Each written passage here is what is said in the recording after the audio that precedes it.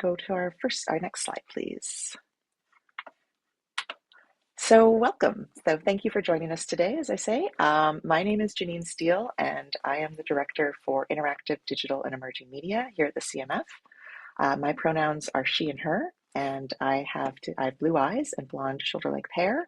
Today I'm wearing a brown top with polka dots.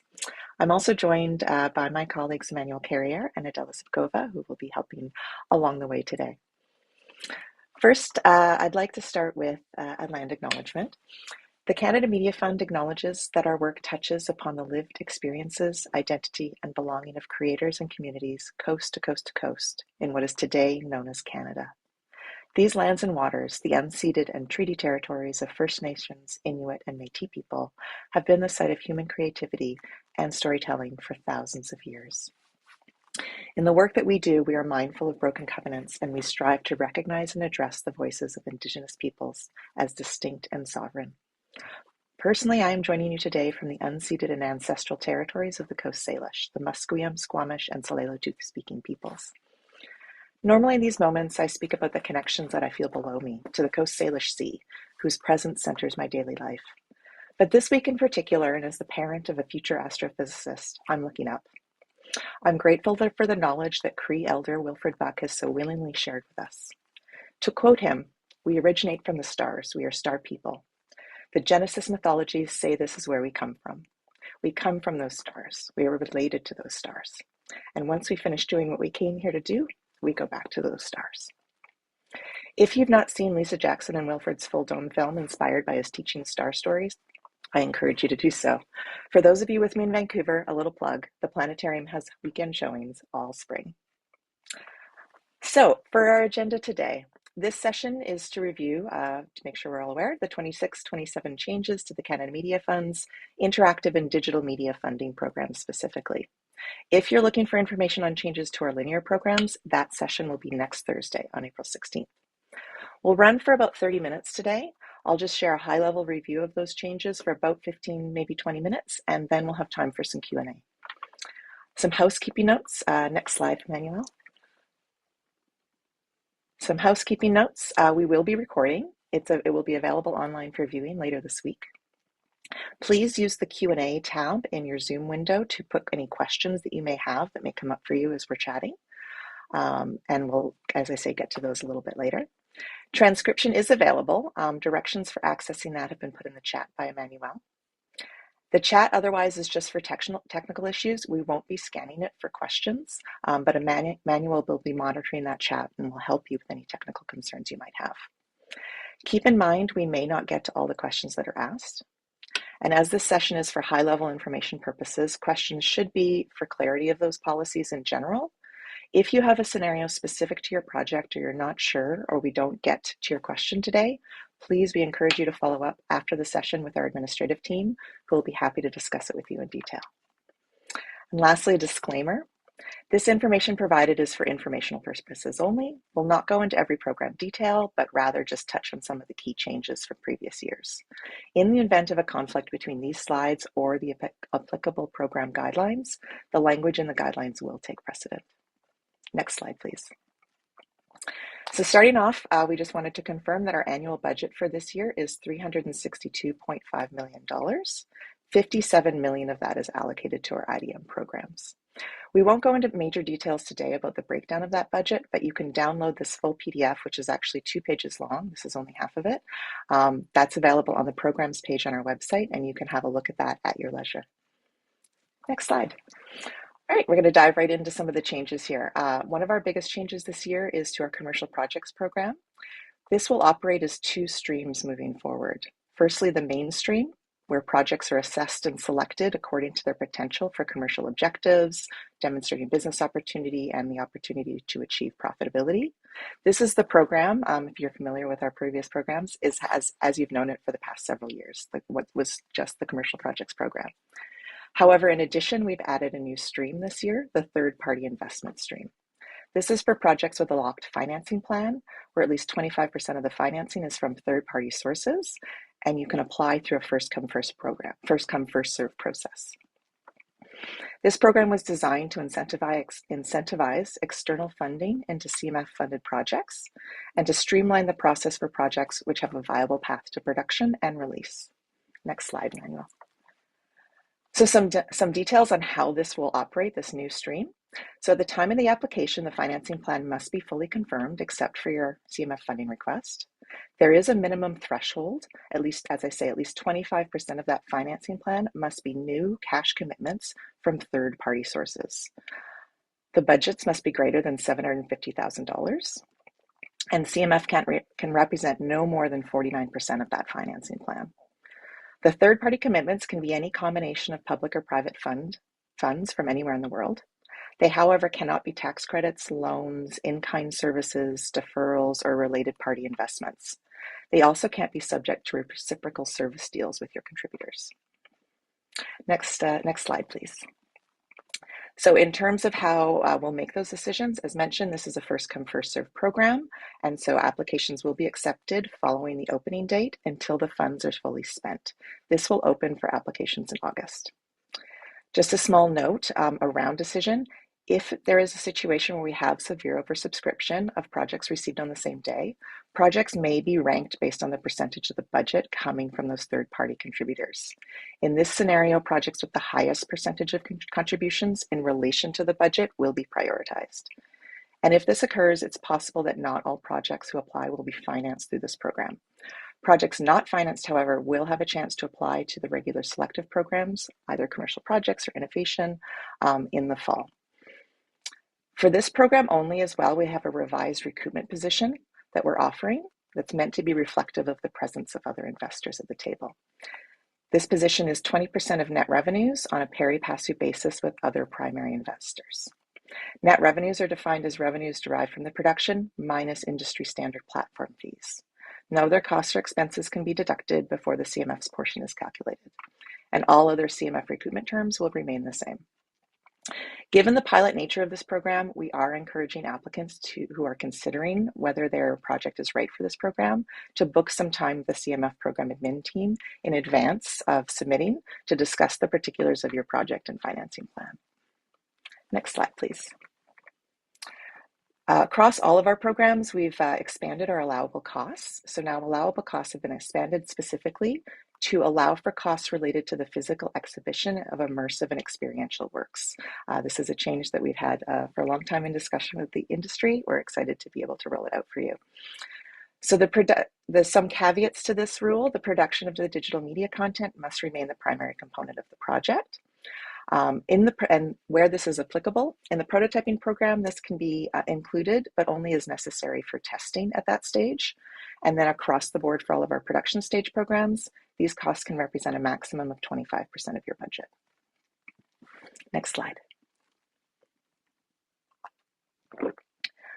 As well, in our selective programs, we've had a change to our evaluation grid criteria. So following an extensive data analysis over the last several years and feedback from a number of industry stakeholders, including Indigenous and equity deserving producers, the CMF is evolving its approach for equity, diversity, inclusion, and accessibility. We'll be shifting from incentivizing representation in key creative roles to prioritizing representation in ownership and control. We believe that this approach will contribute over time to a stronger and more sustained representation across the creative sector.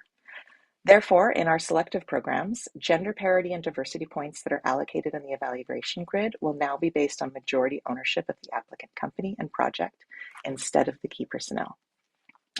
CMF remains committed to the monitoring of representation at all levels of industry and continues to encourage participation in persona ID for key personnel. And so we ask for your help. If there's producers on the line, continue to encourage your staff and crew to submit those forms. Doing so supports industry benchmarking, alignment with partners, requirements from government or regulatory bodies, and ongoing policy refinements at the CMF. If you're looking for more information, there is fuller information on our Persona ID webpage on our website about this general change in approach. Next slide. Our conceptualization program. This will now be open to applicants who have not received funding from a CMF IDM program before. This is in part due to extreme oversubscription we've seen in the past few years and the popularity of this program, and represents a return to the program's original intent, which was to provide support for companies new to the industry. So it's less of a new change and more of a reversion back to the original guidelines of the program. One note about this, while previous exceptions for region, gender, diverse-owned companies are no longer eligible, we have maintained reserves for regional and diversity in the budget. So that's a reminder, 40% of this budget will be reserved for applicants based outside of Montreal and Toronto, and 25% of the budget will be reserved for projects which meet the definition of diverse community ownership. Next slide. We'll also be rolling out a new program this year in the fall of 2026, a business development program. This is to support applicants to grow their businesses, expand into new markets, develop new revenue models, or to create new partnerships. This is reflective, we feel, of a growing trend to support the long-term sustainability of companies and not just the individual projects you produce. So once launched, it will be open to both linear and IDM companies, but beyond this, no major details are available. We're currently working on the design of that program, and guidelines will be released closer to the launch of it, closer to Q3.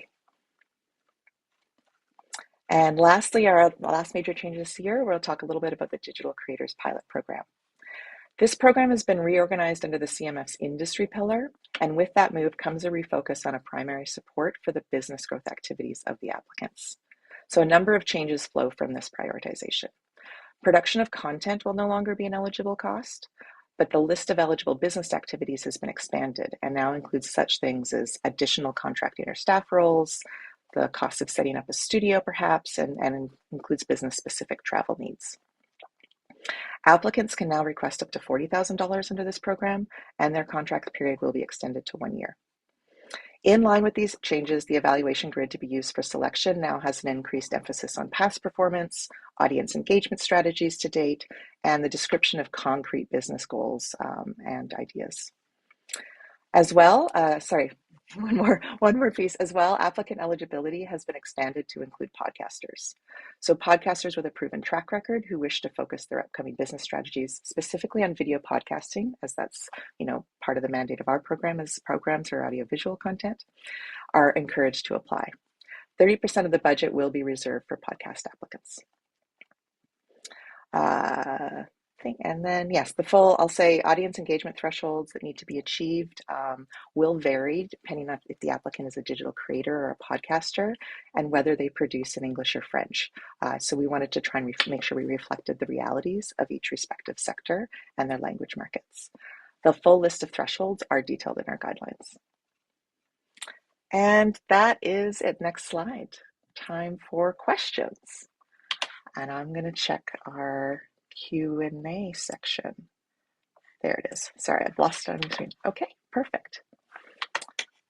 So thank you so much. So feel free to drop them in. I will try to review them as quickly as I can. So first question, for the third-party investment stream, do only cash contributions count as investment? Services provided by third party count. Wondering if services provided by third parties count as well.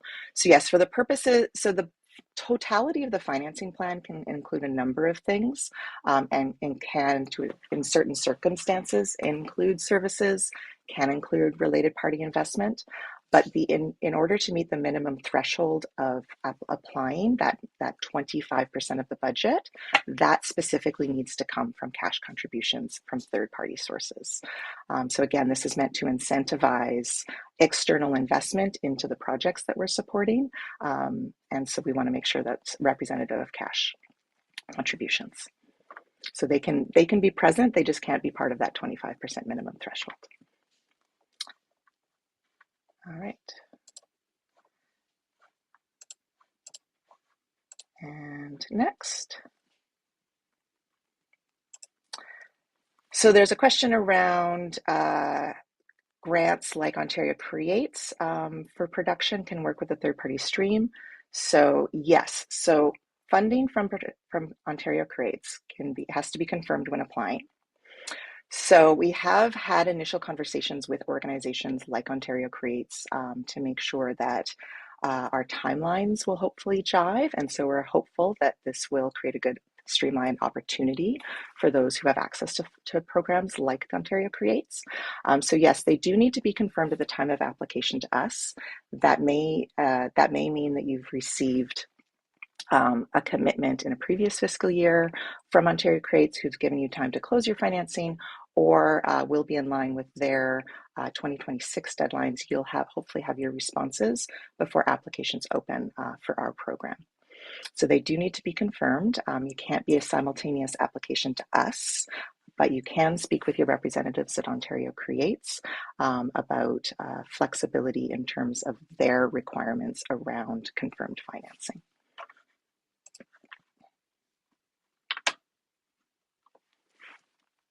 So there's a question around the pre-application process, which is a new rule we introduced last year for new applicants to the CMF. If you haven't received funding, you do need to participate in a pre-application consultation with CMFPA staff, and we've indicated that needs to be at least 2 weeks in advance. And so the question is there a way to know if it's been read or some way of seeing its status? And so what I would say is that generally they're very fast at responding. The CMF coordination email is the best way is one way to reach out to them. I believe that it's also through the dialogue platform that you can request that. If you're not receiving a response in a few days, I would very much encourage you to reach back out to them and make sure that they have seen that request. And they will give you the opportunity on their end. As long as they've seen the request on their end, they'll do their best due diligence to have all of those meetings before applications close. But if you're not receiving an answer, then I would reach back out to them through other means to make sure that they're seeing it. But it's a good question for us in terms of design of our program pages and whether or not we can increase support so you could see the status of that request. And sorry, yes, there was the pre-registration form still be required as part of the application.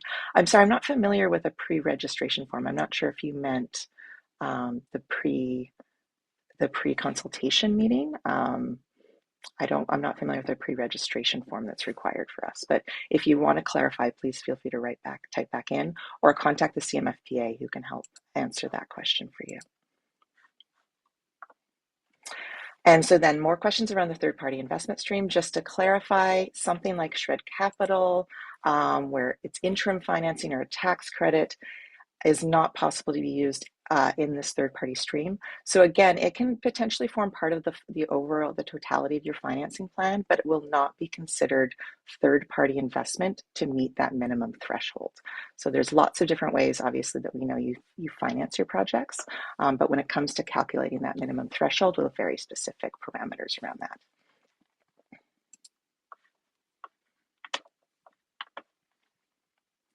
So there's a really good question around having multiple projects that you're trying to develop. So the question is, for third-party investment stream, can we have active projects in both traditional commercial stream and the new third-party investment stream? Or can we only have one active project across both streams? So this is a bit of a yes and no answer. I'll try to be as succinct about it as possible. As you know, probably we did continue to introduce some requirements last year to limit the number of open applications and open contracts any one company can have at the CMF, and those do remain. So at the time, only 2 open production contracts can happen at the CMF at any given time in our production streams. And with this third-party stream, what we're asking for this first year, that applicants who are considering applying that think they might be a good fit for their project, might be a good fit for this third-party investment stream, that they not apply to the commercial project stream in the spring round, because we do have a policy that you can only apply with 1 application per round of funding. And so for the spring round, both streams of commercial projects will be considered a single application. So either choose to apply in the spring through the mainstream or choose to apply through the third-party investment stream. That being said, as I mentioned, should you decide not to apply to the third-party investment stream this year, or if it is as a result of that oversubscription and ranking process, you will be eligible to apply in the commercial project stream in the fall. that project. That's if it's the same, and I should say that's if it's the same project. Looking at this question, it's asking if you have multiple projects. If you have multiple projects, could you could submit to both streams with different projects, but that they would have to be you would have to be able to prove that you have the capacity and the viability to simultaneously run two projects at the same time, which is another consideration to keep in mind when, especially when competing in that selective process. And there's another question around new business, and this is in regards to the Digital Creators Pilot Program. So focus on new business. The business plan of the podcast company considered under the Digital Creators Pilot Program application, or are these two separate things? So there's two separate programs. There's a business development program that we're going to be devising that's going to be pan-industry. It's going to be a new program that will be open to both linear and IDM companies in some fashion. As I say, we're currently in the design process for that, so we don't have details on how that will operate and what it will look like, but it's really intended for our traditional linear producers and IDM producers that have been accessing our core IDM programs. The Digital Creators Pilot Program is a separate entity. It's focused on specifically content creators working in the social media space, and now is being opened up to encourage applications from podcasters. So if you are a digital content creator or you're a podcaster, right now your primary program to keep an eye on is the Digital Creators Pilot Program, whereas the new business development program will be likely for companies who have a different primary business than you.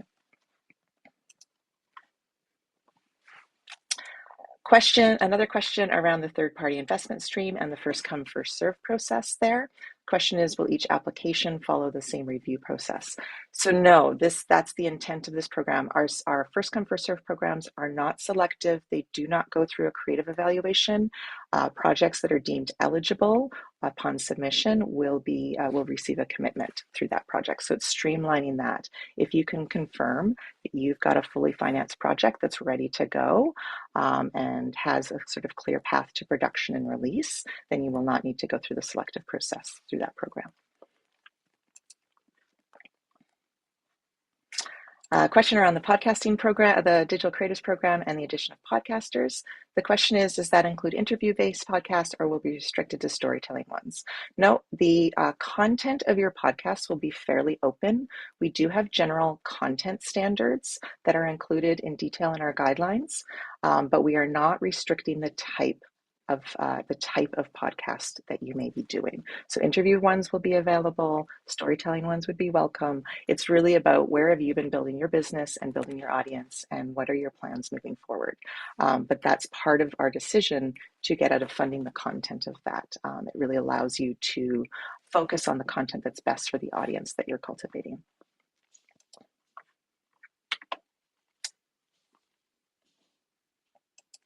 There's a question about licensed projects eligible for funding, if you have the full license right, or is it for original IP only? So you need to, if I understand this correctly, if it's an adapted work, absolutely. But when we talk about original IP, it just means that you, as the production company, own and control the rights to exploit that production, to develop it, to produce it, and to release it to the public. So adaptations of licensed works is generally totally welcome and recommended. And it's not just about new or original ideas that have not been created before. However, service productions, commissioned works, works where the production company doesn't own and control the rights to exploit that project would be a limiting factor.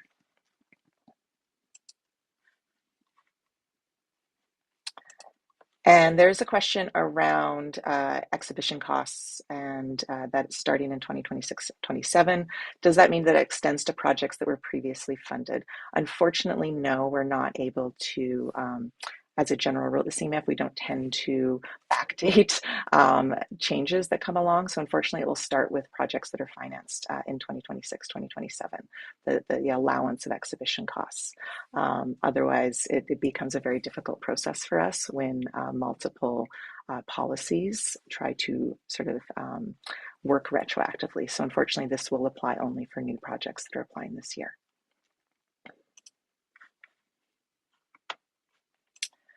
Quick question around if there's any changes to the mainstream programs, commercial projects and innovation experimentation. No, it's absolutely correct. There's not really any major changes to those programs. They will continue to operate more or less as they have in the past, other than the specific changes that we've highlighted, changes to the evaluation grid as it pertains to gender parity and diverse ownership, and as it pertains to some of those allowable costs.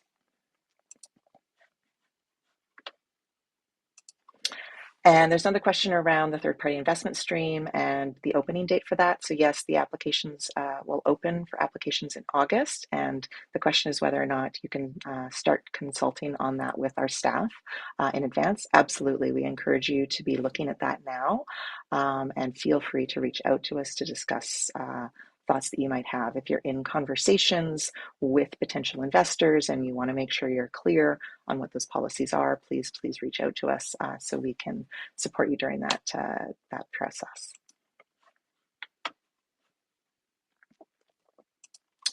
There's a question on if a studio had applied to the commercial stream unsuccessfully twice in the past, but is successful in securing third-party investment, can the studio apply to the third-party stream? It's a great question. Studios, there's no limitations in terms of studios applying who have been unsuccessful in the past. Just to be clear, it is about individual projects.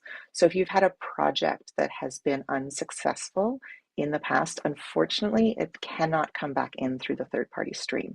That's more of a general universal rule across our IDM programs that we're not making an exception for in this program this year.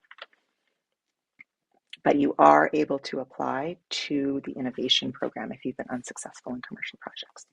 And if you've been unsuccessful in innovation, but you now find yourself in a situation where you've secured that third-party investment, you could potentially come in through the third-party stream.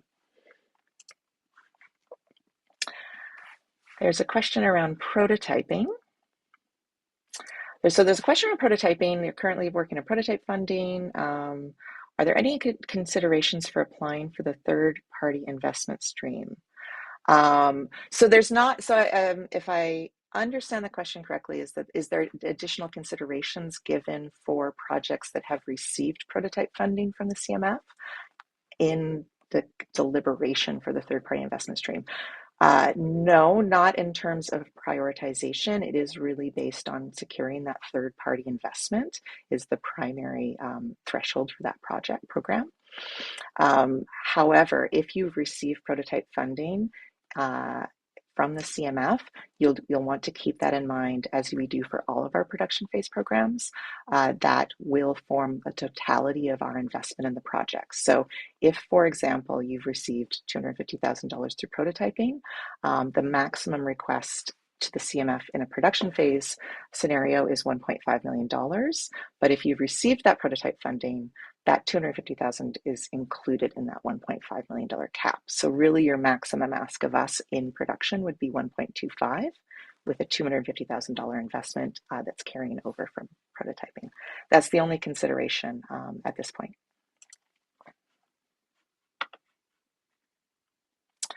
So there's a good question, again, third-party investment stream around how we validate any of the commitments from those third-party investors. So ideally, we would have a fully executed agreement that you would need to share with us so that we can review it and ensure it adheres to our policies. However, at the time of application, we will accept simpler letters of intent or understanding, memorandums of understanding, shorter documents that are not the full executed agreement. So long as those shorter documents continue to outline the major terms of the commitment that confirm that it's cash, the amount, how it will recoup, what their position is, and that it's signed by your third-party investor. They do not, and the second half of that question is, do they need to put that cash in at day one? No, it just needs to be on paper. It can be milestone based in drawdowns. Doesn't have to be cash in the bank on the day that you apply to us, but does need, there are requirements though, should we go to contract, about ensuring that your other partners are not walking away from the contract after we commit. We need to make sure that these are projects that are fully viable and financed and ready to move forward. So there are some contractual obligations should we come to the table. But it doesn't have to be cash in your bank.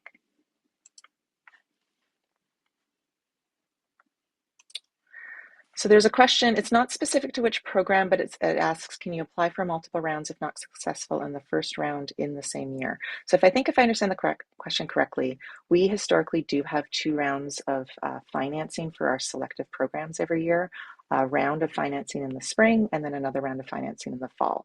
That is true for all of our production programs, the commercial projects mainstream, the innovation and experimentation program, as well as now the prototyping program. Last year, we only had 1 round of financing due to time restrictions in that specific year, but this year we've gone back to having 2 rounds of financing. So yes, the question, if you apply in first round of this year in the spring and you're not successful, so long as it's, there are limitations to the totality of applications you can submit in the sort of life cycle of a project. So if you've previously applied in a previous fiscal year and were unsuccessful, and you come in the spring and apply, and you're then unsuccessful, it means you've been unsuccessful twice, and unfortunately you're not eligible. But if you're applying this spring and it's your first time applying with that project and you're unsuccessful, you are welcome and encouraged to apply in the second round in the fall. There's a question around timeline for the third-party investment stream. Yes, so we do have what are called service levels that we commit for our first come first serve programs, which is a shorter time period than the service levels we have a commitment for in our selective programs. And it's usually around half the length of time. We anticipate that we should be able to begin reviewing, at least for projects that are received on day 1 of the opening date for the third-party stream. We should be able to review them and get answers back to you before the deadline closes for the fall production rounds, so that should we be in a situation, in that oversubscription situation where the project isn't financed through the third-party investment stream, you will have time to come into the fall rounds in the selective programs. That is our intent, at least.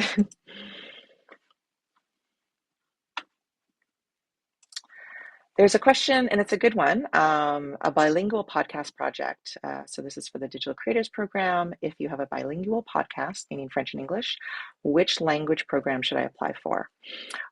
So really this question, what I would say is we have slightly different minimum thresholds and criteria if you are primarily a producer in English versus if you're primarily a producer in French. So it's really more about where you produce and where your primary audience is. So if you're primarily releasing your podcast in French markets and providing an English translation, then I would presumably apply under the French.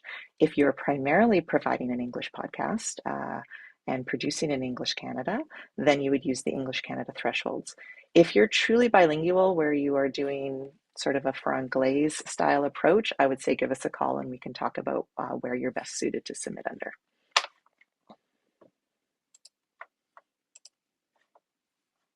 And sorry, I'm just continuing to scan. I'm gonna say we have about 3 more minutes, so I do apologize. I don't think we'll get to all the questions, but I'll try to run through as many of them as I can with a few more minutes. For the prototype and commercial project stream, on closing date, I assume all applications are scored. How long does the final decision usually take? So yes, so for our selective programs, which include prototyping, commercial projects mainstream, and the innovation and experimentation production program, you have until the closing date of those programs to submit your application. Nothing's reviewed prior to that, and then we do sit down. There is usually a multi-step process. Initial eligibility is reviewed by CMFPA staff, and then juries are engaged to do the creative assessments of those projects. That generally will take somewhere between sort of 2.5 to 3.5 months of calendar year. It's the service level, I think, is 50 days, but that it doesn't include weekends and stat holidays and things. So it'll vary a little bit, but it's usually within 2 to 3 months we'll get back to you with an answer on those selective programs.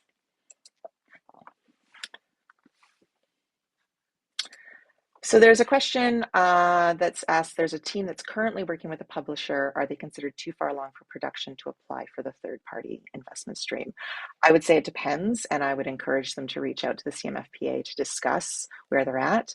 We do say that it needs to be new contribution, new cash that's largely against costs not yet incurred. So depending how far along in the production process they are, it may be too late for them. But if they're still fairly early on in the process and they haven't started active production, maybe still a good time. So in that instance, I'd say reach out and talk with us. So there's a question, more question for podcasting, for a question around serialized podcasting. Is the fund intended to cover limited series or ongoing podcast projects? Again, because the refocus of this program now is moving away from the exact content that you create and is looking more at how your plans for growing and expanding your business, where you need to obviously continue to be, creating content through the duration of your contract with us. But we're not concerned with the type of podcast that you're making. So whether you choose to do that as limited series or multi-series, that's not a it's not a factor for us. What we will be looking at in the selective process is what type of content have you been making in the past? Who is your audience for that? How have you engaged with them? And how is that going to then translate to the business plans that you've set up for yourself moving forward, and the connection between all of those pieces. And so the selection process will be on those companies that have the most concrete business plans for the type of work that they do.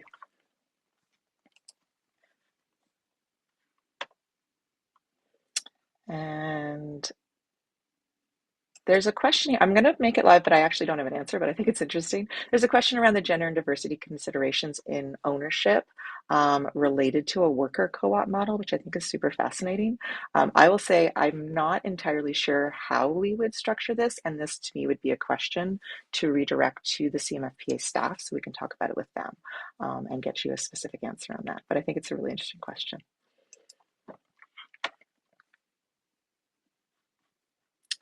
So a question around the pre-application request, where can I start that? And this is someone who's hoping to apply to the prototyping program. Great question.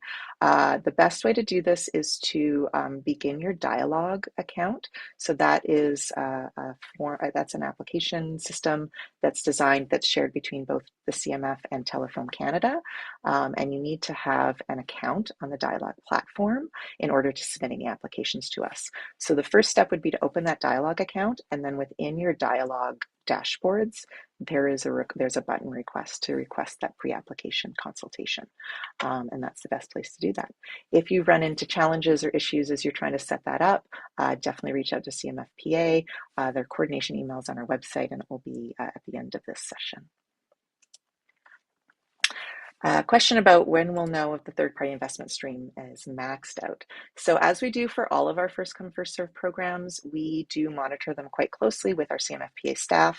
And if we are getting, if it's open for a while and we start to see that we're starting to receive a number of applications that get close to the max budget that's been set aside for that program, we do tend to put a notice on our website that just says, hey, just in case we may be getting close to full program commitment and your application may not be able to go through, just to give you that warning before you fully commit to submitting. And in cases where we've fully reviewed and committed all of the funds, we'll change the website and close the program for applications. So best place to check that is on our website.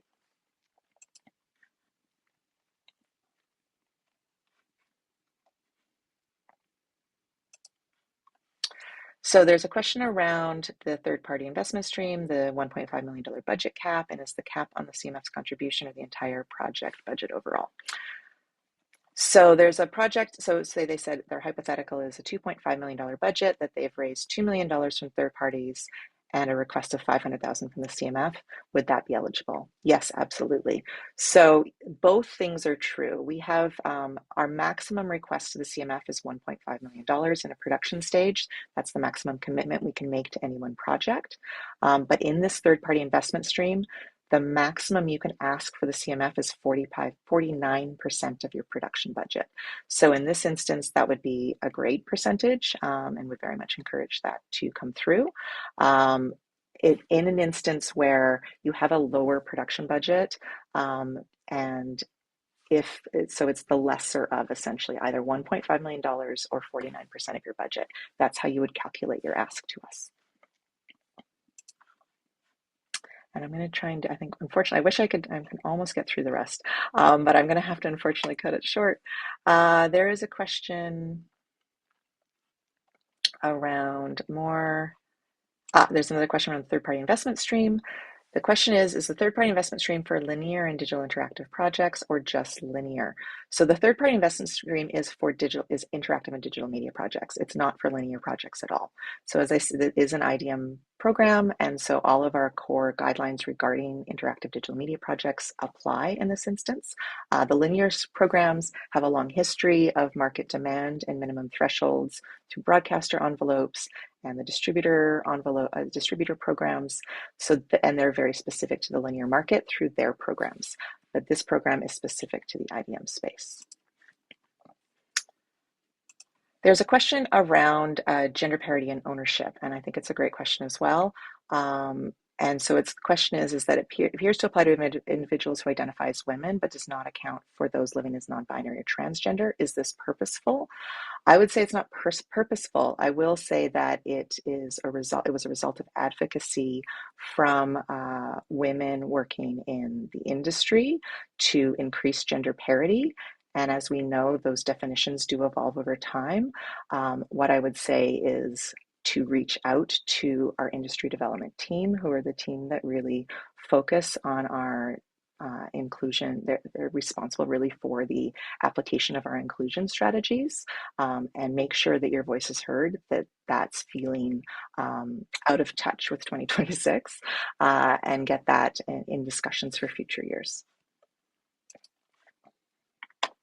And I'm going to have, I think, maybe I can try and run through the last few. There's another question about the third-party investment stream, which is it based on applications time or contracting time? So, and it asks, if a previously approved application doesn't go through with the contracting because the investor falls through, would the program be reopened if it had already maxed out? So yes, we are really looking in this program. It is a pilot initiative it's a different approach than what we've done in IDM in the past. And so we are really going to be rooting for and looking for projects that are really, really ready to go from the time of application, that look really rock solid to move forward. If a project was committed through that program, and then for some reason the third-party investments fell through, which meant we could not complete contracting, that money goes back into general reserves. We will not reopen the program, at least this fiscal year.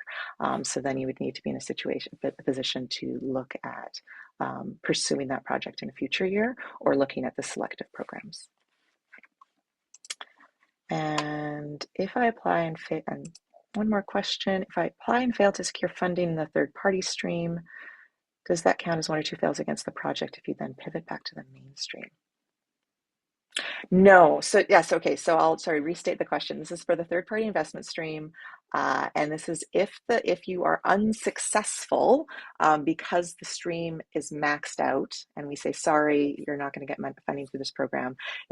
We did not actually consider this, but I think I'll say out loud, and I think this is fine, is that that should not count as one of your two fails under our overall program policies. So it's really that policy around you can't have two or more, you can't have more than two unsuccessful applications, is really in relation to the selective program process.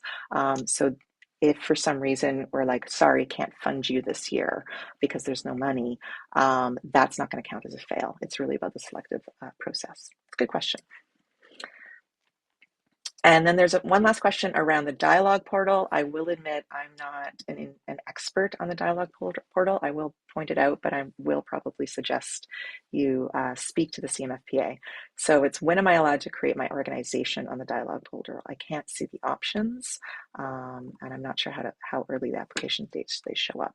It's a great question. I would ask you to reach out to the CMFPA if you're having technical issues with the platform. And I know we went over time. Thank you all so much for sticking around. But I think it was a really great set of questions. So I wanted to make sure we got through them while we're here. Can you move to the next slide, Emmanuel?